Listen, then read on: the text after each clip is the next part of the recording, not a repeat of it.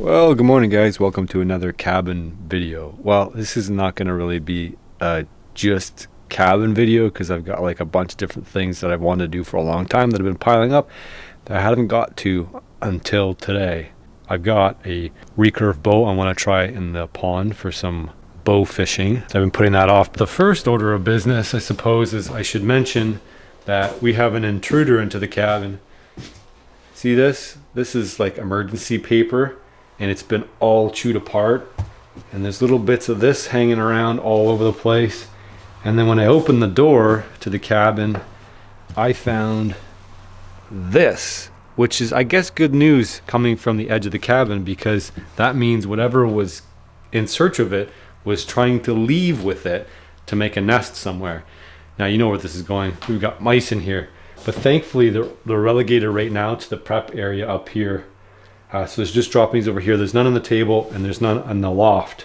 There's a big crack under the door here, so they can get under there, and then they work their way around, and they probably climb up the wood stuff over here, make their way up on the table, and then look for food scraps and things like that. One curious thing that's been happening is these little black walnuts here have ended up almost every time over here in the stove, and it looks like whatever's trying to grab them come down through the stove and bring them with them. But I guess the mouse is coming up through the stove here maybe. But I checked in the stove, and I keep checking inside the stove here to make sure it doesn't actually decide to make a nest in here.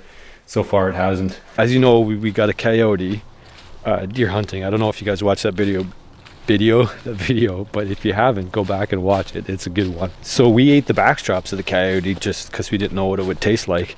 So we gave that a go. But the rest of the animal we didn't know what to do with, so I threw it off in the woods, and I'm like, nothing's gonna eat this. It's just gonna hang around, kind of rot and whatever.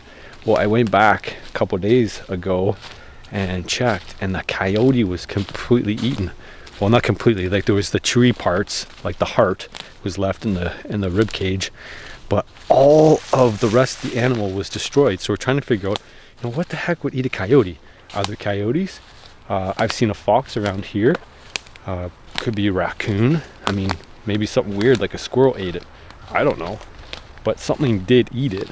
So I decided to put a trail camera up on there to see what would happen. So I've got a camera mounted over here. It's not too far from the cabin, as you can tell. Yeah, it definitely looks like something came and ate some more of it. I'm not gonna show it. I'll give you a quick look. It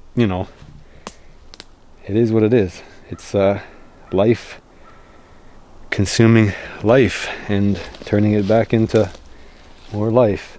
Anyway, that thing's completely mangled. There's a little bit of stuff left there, but not a whole lot. So anyway, we got the Browning camera over here with a fresh set of batteries. So we're gonna have a quick look, see what's going on here, and see what actually eats a coyote. What eats a coyote? I don't know. What eats a coyote? You guys know? You have any guesses? Wow, there's a hawk. Looks like. That is so cool. There's a hawk taking pieces off of it. Wow. Well, that answers our question. Possum friend, maybe. He's cruising in and out. Yeah, the possum. So the possum's a scavenger, and they're in there all the time. I don't see any other weird things going in there. I don't know what you guys think, but I think that's pretty darn neat. Hawks don't usually like to go in the cover like this. He's finding a way to make sure he's safe coming in here and grabbing that food. Just to point out that nothing goes to waste. Nature does not waste. It's impossible for nature to waste. So while you might think, wow, you know what? Probably should have ate that whole coyote, let it go to waste. Really? Like, look what benefits. There's 3 different animals. Possum, raccoon, and hawk benefited huge from this coyote. And also the deer population is going to benefit from having this coyote being taken out. It's one less predator out there for deer.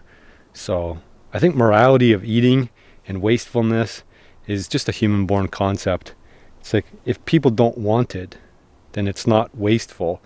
But then again, we should back out and let nature run its course, but we are part of it. So I don't personally get it. I don't buy into that. Maybe you do. Maybe you rationalize it some way, but I don't.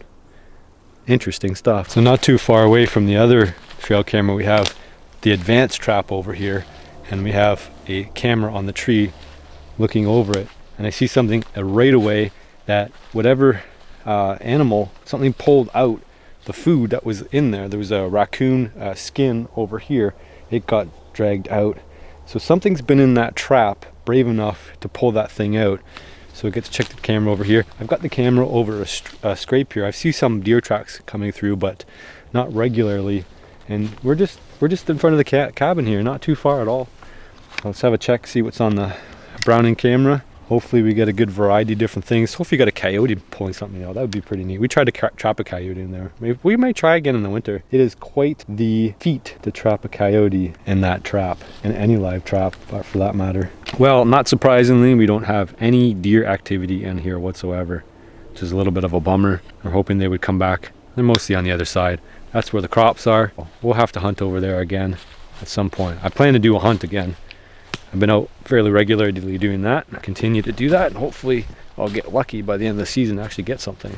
Tacticam sent me their camera, which I'm hoping is going to help me get a deer. I don't know how a camera is going to help me get a deer, but you never know. In all honesty, I think the problem is, well, part of the problem is when I try to set up for deer and I bring the camera out, the main camera, I got to put the camera arm up, and it makes a whole bunch of noise. Well, it doesn't make a ton of noise, but it makes enough noise that I feel like I'm spooking the deer. Plan is to use the Tacticam as my main camera for most of the rest of the hunts.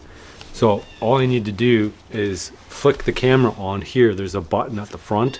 This is super easy to install. If you guys want to grab one of these cameras for your bow hunts and gun hunts, we're going to turn this into a scope cam at some point too, and we're going to get some squirrels. That's still on the menu. A bait pile is still out there. But there's just a little set screw down here on the bottom, and that holds the camera in here, and this screws in with an Allen key. See that solid light? That means it's on pause. So as soon as I press it again, it's going to vibrate twice and it's going to flash, meaning that now it's recording. We're going to give this Tacticam a go, make sure that we're set up, because later today I'm going to go on a deer hunt, and maybe we'll get a deer this year. Maybe, just maybe. Maybe it'll happen. Who knows? Tell you, this meat pole above me here, sure getting lonely without Jeremy here. Maybe I'll get a deer. It's only been 3 years. Pretty cool. This YouTube channel's been going. I'm not complaining. It's been going great. ASMR videos, the silent videos going. Again, I don't know if you guys check back to see how well they do, but they skyrocket. They go right to the moon. So I'm going to keep doing that. Even though they're not for everybody on this channel, listen to me and speak English and talk, they are for somebody, and it is opening up the channel to a much wider audience, so I will keep doing that. Before I head over to the pond and try out the primitive bow bone arrow tipped recurve, I want to dedicate this video to Trevor. Trevor's the one who dug out the pond, and I only met him twice, but he's a good friend of Mark's. But Trevor passed away. He wasn't super old either. They're saying right now he died of natural causes. Needless to say, he'll be missed by his family and friends. Unfortunate to see him go. So I'm going to dedicate the video to him and his kids, and I hope they are doing okay. I'm just going to take a moment to myself here and think about that. I got myself my recurve bow. A good friend of mine, Ray, Riverbend Longbows, made this bow for me, handmade. It is fiberglass. He'll custom make you a bow. He doesn't have any in stock. He's a full-time carpenter by trade, and on the side he makes these really wicked bows. So it's a reflex deflex bow, which means you get a lot more power for the poundage. Beautiful bow. He's got the silencers on there. He's got a nice handle wrap on there too. Not only did he build me this bow, but he also made me a harpoon. So this is an antler tipped Inuit style bone harpoon. The amazing thing is that it detaches from these bamboo shafts, handmade bamboo shafts. So that fits in to the tip there, and then the rope, he said, do it Inuit style and tie it to your leg. So the idea obviously is to bow fish this.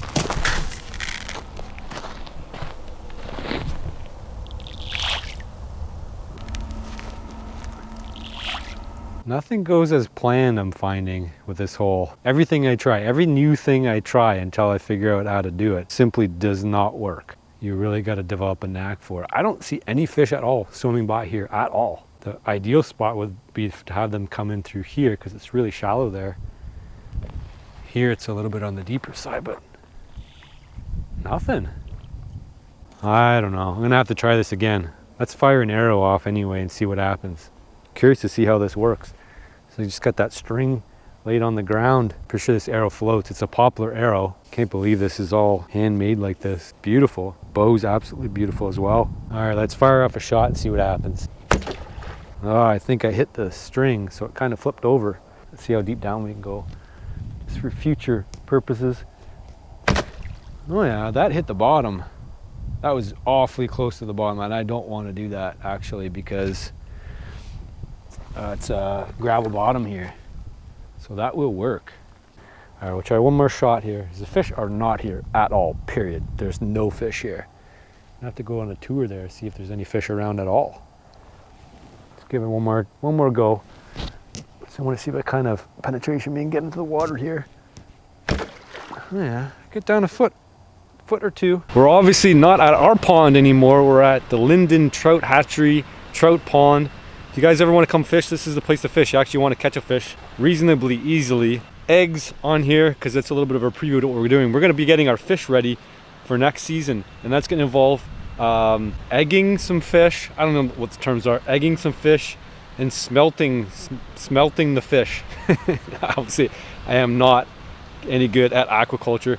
So let's jump in right now. We're gonna get set up. We're getting 1,000 fish. So Clarke has given us some room here at the hatchery to raise our own fish from egg. That is a super duper cool thing to do. So we're gonna be collecting the eggs, and then we're gonna be collecting the sperm. We're gonna mix it all together. We're gonna make a little bit of a milkshake slurry, and we're gonna put them in the trays over here at the hatchery, and they're gonna incubate.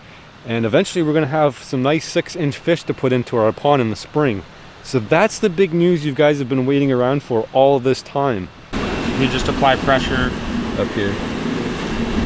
I always have it where my arm's actually underneath it. You had it differently before, so try it like that. That might seem more natural because then you're pushing it, you're squeezing it between your body. You guys made it look really easy. Yeah.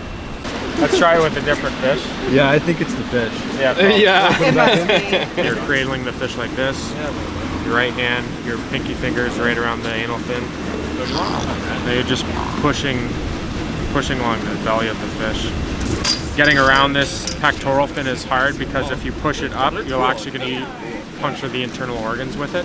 So that's what I'd be concerned about. I'm not getting any more out. There's not as many eggs in this fish. So you got everything along this cavity here. It's just along the pouch at the back that there's still some left. But well, I did not bad. Yeah, I got like good. 70%. Good 60%. 70, that's a pass. It's a hard pass. Good, Mark? Yeah, you getting this? Perfect. Good enough? That's lots. All right. Put it back in the can, just mix it up. So you're using kind of the base of your palm. Right. And then as you get down here, you're squeezing with your thumb. Okay. I'm a dad. So what we've done is we've added milt or sperm to the eggs.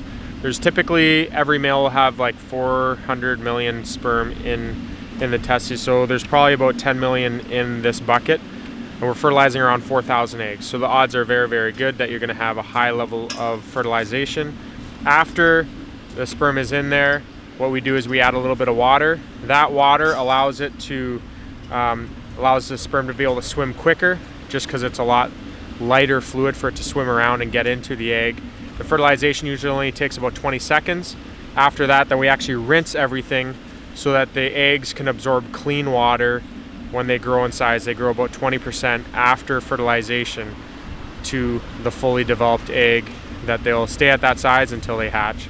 So the micropyle has the sperm that goes in, then it absorbs water, about 20% more size, and then after that it'll stay in the incubation trays. It'll stay there for about 20 days. Then they develop eyes. After about another 10 days, they'll start to hatch. And then they become sac fry and go into our troughs for the next stage of development. We're gonna go inside. I've got the GoPro on. Hopefully you guys are picking up the good sound here from the lapel mic. I just egged some fish. I egg and sperm, mix them all together. We're gonna raise fish from egg to plate. By the springtime, they should be about 6 inches. So I'm just gonna take you inside. I'll show you, they're on the tray over here. They're gonna incubate in about 15, 18 days or so. Our fish are actually hanging out, having a party over here with Clarke. Before we fog up, ours are in this tray here. We got 1,000 fish in there, and Clarke's gonna add another 4,000. So I have 5,000 fish by the end of it. You see all the eggs they've collected up here.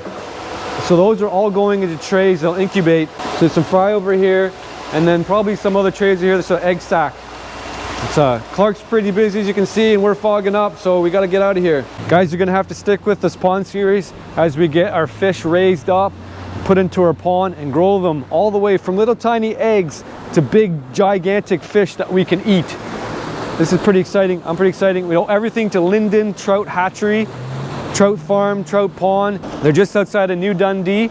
The link will be down in the description. You guys can check it out. You can order fish here for a pond if you like, or you can come fish them out of the pond here to eat. It's all here for you guys. So we're lucky to have Clarke make this accessible to us. We can raise our fish. It's pretty neat experience to see them grow from little tiny eggs and sperm, of course. Can't deny that sperm's playing a role here, all the way to gigantic fish. That's pretty cool. I hope you guys think it's cool too. All right, now that we got all our eggs and smelts and sperms and milt, that's what it is, eggs and milt mixed together. Clarke's been generous enough to actually let us catch a fish. Not that we need any fish, we have our own fish, but it's always fun to take somebody else's fish. No, he said he wants us to promote the pond. So if you guys want to come out fishing here, this is the place to be. It's just easy. You bring the kids, no hassle. There's lots of places to set up around the pond here. Bring a picnic, spend the day. You don't need to bring anything special. Just come in. About a 45-minute hour drive from Kitchener, Toronto, about an hour or so. Easy peasy. For the people like you guys, you might have kids and you might be too busy to go out and get way off in the wilderness like I get a chance to every once in a while. Yeah, generally here when you fish, you keep the stuff that you catch. It's not unless you're fly fishing. You're fly fishing, you can fish as much as you want. I want to catch a big one. I want a 5-pounder. They're not going to hold on to that lure as much as they would a worm. Oh, I got to follow, but that's a small guy. Get away. Don't want the small guys. There we go. There's a fish. Oh, I forgot the drag was set loose for ice fishing. Oh, he's a smaller guy. Whatever. Oh, he's a jumper though. We might have to keep this guy. No, no. Oh, he got off. That's in the water. Crafty release on that one. I didn't want him. He was a little bit on the small side. He didn't get landed. Nope. Doesn't count. Oh, that is a big one. Oh, there's another big one. Dude, what do you don't need to cast for? Oh, that's a decent size. Oh, I got him. I didn't want to catch him, but I got him. Oh, that's I had a really big one right there. That might be my fish. It's gonna be my keeper. It's a good 1.5 pounds or so. Oh, he's so strong. These guys are so well fed, they're super strong. There we go, guys, that's gonna be my dinner. This has been a long time in the works. Tried to get an online store for a long time. So I've been talking to Zach Fowler. What he's doing now is he's sending out all the product and taking the orders. It's basically through his website, but I have a page on his website. So I'll link that down below and you can buy all the products that I use on a regular basis. I'm only putting products there that I use all the time. So those will be things that I actually trust and I find useful in my daily life. One of them is the Boreal 21. I've had this for like 2-3 years now. It's a fold-out saw. It's on the pricier side, but you know what? Perfect saw. It's really the perfect saw. Just the fact that it can fold out and pack in your pack, huge. So it folds up to practically nothing. I think it's 75 bucks or something like that. And I know it sounds pricey, but you can get replacement blades for this, and this thing I believe is probably going to last a lifetime. You're at least going to get your 75 bucks worth. So we will have the portable sharpeners. We have the pocket knife sharpener on there right now. So these are both workshop products. Pocket knife sharpener, this goes in my bag all the time. And the pocket sharpener is an alternative to this one if you want something that's a little bit smaller, but they have all different sizes. And the final item that we'll have is the Wadobo spice, as always. But this is all shipped out of the US, basically because most of the orders are come from US, my US friends, and you guys want to save on the duties, so you don't have to bring it across the border and back. So I hope you guys will check that stuff out on the website and put an order in, and that's how we keep this channel going.